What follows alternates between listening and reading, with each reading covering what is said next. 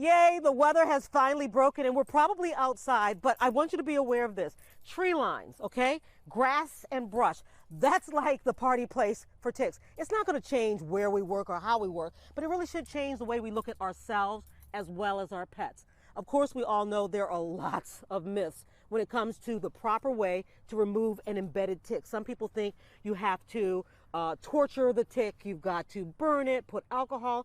That actually makes things far, far worse. So what we've done is we've enlisted the help of experts to tell us the proper way to remove ticks, not only from ourselves, yes, baby beast, but from our pets as well. There are many varieties of ticks, but it is the deer tick that causes Lyme disease. But regardless of what kind of tick you find embedded in your body or your pets, the ick factor can be overwhelming. There is a very specific way to remove ticks. So the reason you don't want to really hurt the tick is actually that the tick is feeding on you and salivating. We found this easy to understand illustration from tick expert and entomologist Dr. Catherine Rashan at the University of Manitoba, who bravely shows us on her own arm. When you burn the tick, it salivates even more. Pretty much you're scaring it and it just goes bleh into you. And that's what you want to avoid. The safe way to remove ticks is to take your tweezers and you want to go as close to the skin as possible. And you want to hold on to your tick, and what you're going to be doing is you're going to hold on and you're going to pull straight up. Slowly, steadily. You don't want to twist, you don't want to jerk. You just want very steadily to hold on to your tick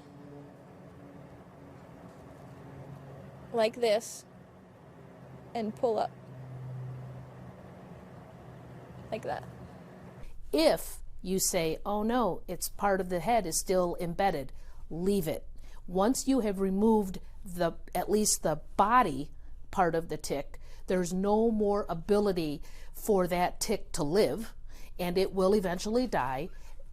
And you go from there and you allow the body to naturally expel it as the wound or the puncture heals. Dr. Jan Demarais is with Henry Ford Health System at the health clinic in Bruce Township, who also shares the finer points in tick removal. If you see a tick crawling on your skin or on your clothes, that doesn't mean it bit you. Unless it's all swelled up like a little miniature pea, it probably hasn't bitten you, because that swelling is when it sucks your blood. And it can only suck your blood when it is embedded in your skin. If it hasn't had a blood meal, that's your timetable as to whether or not it bit you. Whether or not it bites you, some ticks, whether or not they take your blood or not, have the spirochete in their gut.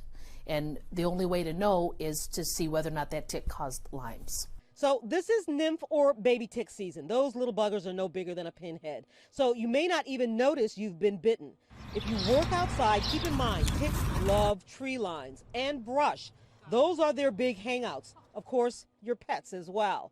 Best to keep an eye on yourself and your pets. Dr. Rashan also gives us advice to keep a constant check on your head and scalp, neck, waist, and hips, and pelvic area. Also, behind the knees. So let's just say you feel something kind of crawly or itchy on your skin. Don't just brush it off. This time of year and throughout the summer, stop and actually take a look. Get a visual of why your skin is itchy. It might just be itchy, or it could be a tick. Cover your skin. The goal is to reduce access to skin when you're outdoors. So that means wear long pants and also tuck them into your socks. The big deal is you keep those little buggers from gaining access to your skin. If ticks get inside your shoes or boots, they're going to climb up. So if your socks are on the top of your pants, the ticks remain on the surface of your clothing. You can see them, you can brush them off, or you can kill them. But you don't have to pull them out because they don't have access to your skin. Tuck your shirt into your pants. Same logic. Better that the tick fight with your waistband than get access to your skin under your shirt. Wear a repellent, anything with DEET or iCardin. Reapply. Do daily tick checks. Wear light colored clothing, not because it's going to scare away the ticks. It's because it creates a contrast, and that means you'll actually be able to see the ticks. Once the tick embeds in the body, it takes at least 48 hours for the spirochete, which lives in the tick's stomach, to move through into the saliva, from the saliva into your body. That's where the tick transmits the spirochete, through its own saliva. It's not from just embedding in you. It has to be in uninterrupted for at least 48 hours to spread the spirochete, if it even has the spirochete, from its stomach to the saliva into your body. And now my dog is on my feet, so I can barely move, but that's okay. You know what? I wanted to tell you about one more insecticide that you can use. You can find it in the United States. You can't get it in other places, and you can't take it to other places. It's called permethrin. And that is also kind of, it's something you can put on your skin and your clothing, and that will also deter ticks as well. You can get it at any of your outdoor shops. But again, this is really important information that you need to keep, you need to have access to, just in case a tick is embedded. Remember, it may not necessarily be a deer tick. It could just be a tick. You remove it just the same, but you do need to pay attention to symptoms. Pay attention to what that tick looks like so that you can make sure that you are treated with antibiotics immediately if you are indeed bitten by a deer tick, because that is the only way to mitigate getting Lyme disease that actually lasts throughout a lifetime. Gosh, we hope this is helpful for you. All right, enjoy your summer.